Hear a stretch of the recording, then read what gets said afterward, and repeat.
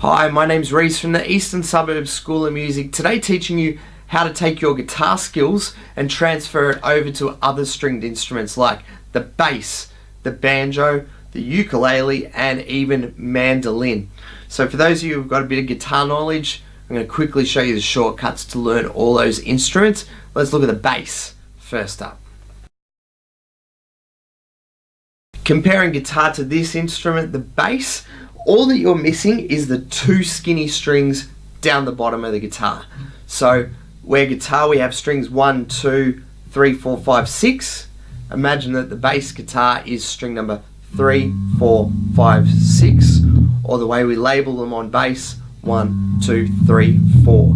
That does mean the notes are positioned in exactly the same place. So if you're looking for the G note, you'll find it once again on your top thick string at the 3rd fret. So finding the notes on the bass compared to your guitar is really simple. They're in exactly the same places. You're just missing the bottom 2 strings. There will be, of course, particular techniques and style things that you do on a bass guitar, but this is the most immediately transferable instrument, your guitar onto the bass guitar. Next up, let's have a look at a ukulele.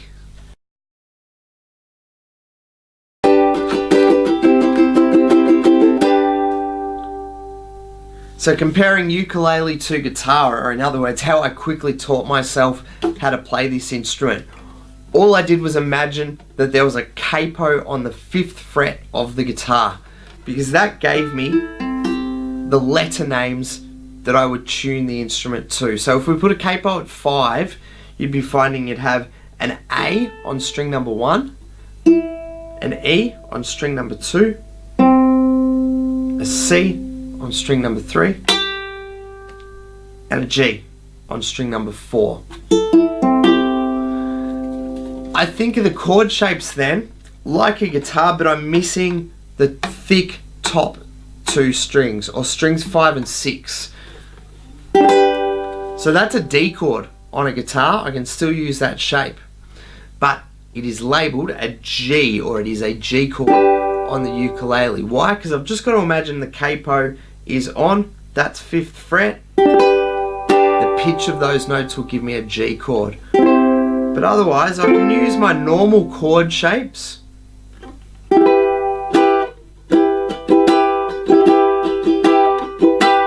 As if I was playing a guitar, just missing your top 2 thick strings. And that helped me learn all the chord shapes really quickly. Or you can think of your bar chord shapes at 5th fret and what they might be.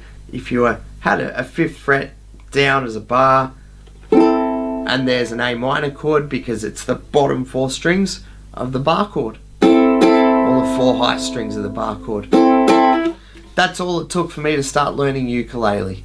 Next up, let's look at the banjo.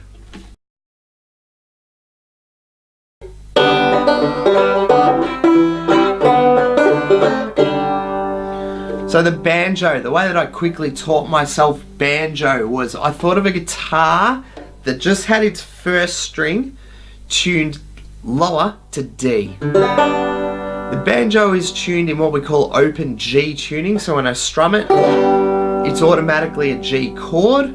But to think of and learn chord shapes, all I did, once again, like the ukulele, I thought of the 4 high strings of a guitar, and I could imagine that a C chord would be like this.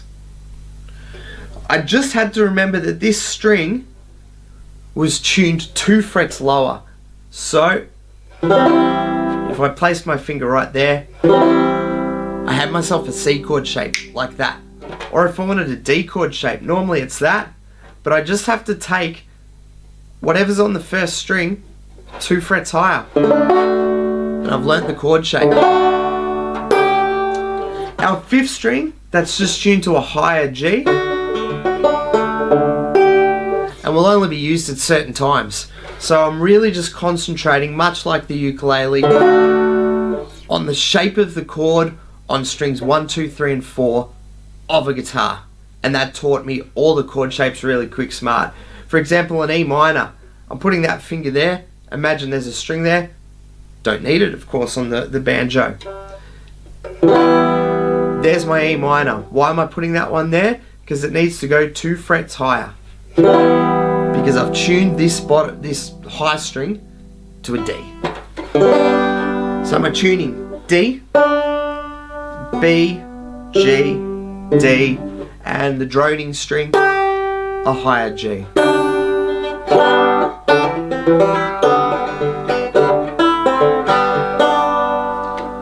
And that's how I taught myself banjo.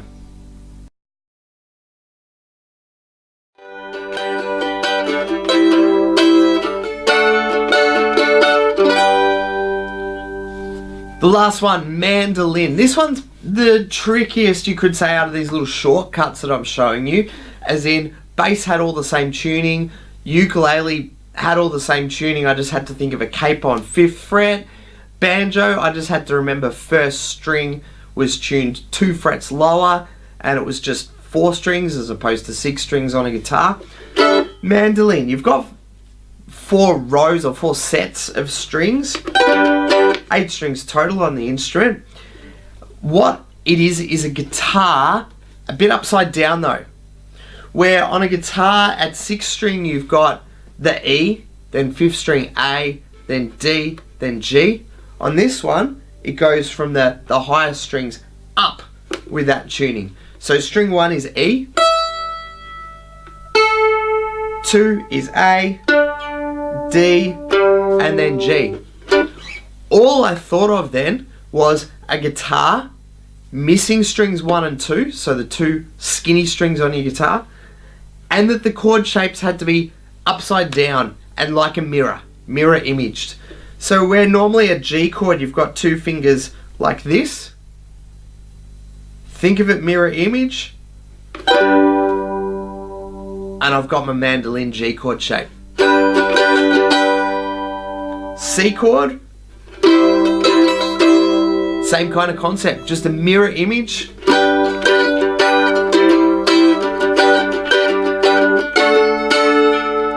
I use that as my D chord shape because that would be your D power chord. And for those of you who know your D chord, it's got a D, F sharp, and an A in it. I've grabbed the F sharp on string number 1.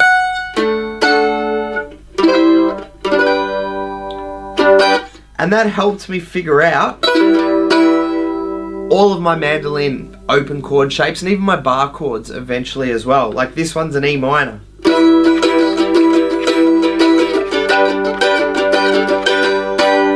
So take your guitar knowledge, apply it to these other instruments. Hopefully this has helped you learn and give you an idea of how to make a start on all of these other stringed instruments, whereas previously you might have thought it was a whole total brand new thing to learn. No, take that guitar knowledge you've already got, apply it to these other instruments, and for those of you who are teachers, it might be a quick and easy way for you to add more instruments to your repertoire that you're able to teach.